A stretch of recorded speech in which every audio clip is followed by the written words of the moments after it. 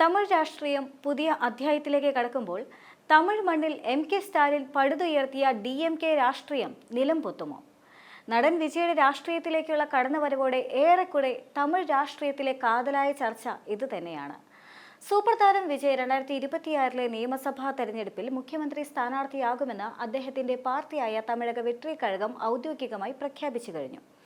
വെള്ളിത്തിരയിലെ ജനപ്രിയ നായകനായ ദളപതിയുടെ ഈ പ്രഖ്യാപനം എം.കെ. സ്റ്റാലിന്റെ നേതൃത്വത്തിലുള്ള ഡി.എം.കെ സർക്കാരിന് വലിയ വെല്ലുവിളി ഉയർത്തുമോ എന്ന ആകാംക്ഷയിലാണ് രാഷ്ട്രീയ നിരീക്ഷകർ ഇപ്പോഴുള്ളത്.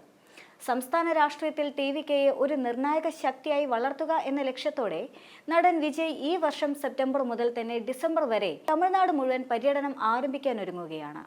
പാർട്ടി ശക്തിപ്പെടുത്തുന്നതിന്റെ ഭാഗമായിട്ടാണ് ഈ നീക്കം. താരം നേരിട്ട് ജനങ്ങളിലേക്ക് ഇറങ്ങുന്ന ഈ പര്യടനം തമിഴ്നാട് രാഷ്ട്രീയത്തിൽ വലിയ ചലനങ്ങൾ സൃഷ്ടിക്കുമെന്നാണ് പ്രതീക്ഷിക്കുന്നത്. ഏറ്റവും പ്രധാനമായി ടി.വി.കെ ബി.ജെ.പിയുമായി ഒരു സഖ്യത്തിലും ഏർപ്പെടില്ല എന്ന് വിജയ് ഇതിനോടകം തന്നെ വ്യക്തമാക്കിയിട്ടുണ്ട്.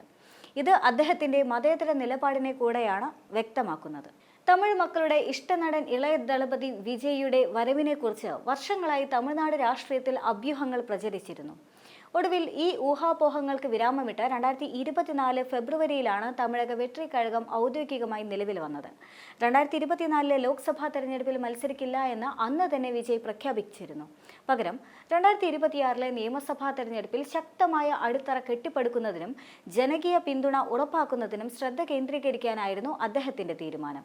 2026 നിയമസഭാ തെരഞ്ഞെടുപ്പിൽ മത്സരിക്കുകയും ജനങ്ങൾക്ക് ആവശ്യമായ അടിസ്ഥാനപരമായ രാഷ്ട്രീയ മാറ്റത്തിന് നേതൃത്വം നൽകുകയും ചെയ്യുക എന്നതാണ് തങ്ങളുടെ ലക്ഷ്യമെന്ന് ടി.വി.കെയുടെ കാഴ്ചപ്പാട് വിശദീകരിച്ചുകൊണ്ട് വിജയ് മുൻപ് പറഞ്ഞിരുന്നു.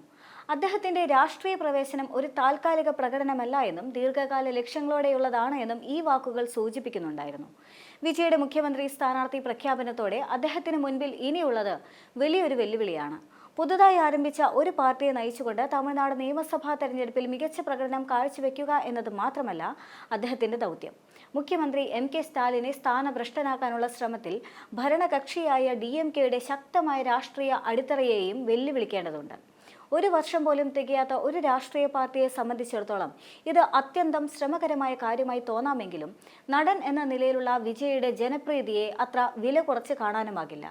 എം.ജി.ആറും ജയലളിതയും തമിഴ്നാട്ടിൽ സൃഷ്ടിച്ച രാഷ്ട്രീയ തരംഗങ്ങൾ സിനിമയിലെ ജനപ്രീതിയുടെ പിൻബലത്തിലായിരുന്നു. വിജയ്ക്ക് അത്തരമൊരു അത്ഭുതം ആവർത്തിക്കാൻ കഴിയുമോ എന്ന് ഉറ്റുനോക്കുകയാണ് ഇപ്പോൾ രാഷ്ട്രീയ നിരീക്ഷകർ. അദ്ദേഹത്തിന്റെ ആരാധക വൃന്ദം വോട്ടുകളാക്കി മാറ്റാൻ കഴിഞ്ഞാൽ അത് തമിഴ് രാഷ്ട്രീയത്തിൽ വഴിയൊരുക്കുക വലിയൊരു മാറ്റത്തിനായിരിക്കുമെന്നതിൽ യാതൊരു തർക്കവുമില്ല. നിലവിൽ ഡി.എം.കെയും എ.ഐ.ഡി.എം.കെയും തമ്മിലുള്ള ശക്തമായ മത്സരമാണ് തമിഴ്നാട് രാഷ്ട്രീയത്തിലുള്ളത്. വിജയുടെ ടി.വി.കെ കടന്നു വരുന്നതോടെ ഈ ദ്വിമുഖ മത്സരത്തിന് ഒരു പുതിയ മാനം കൂടെ കൈവരും.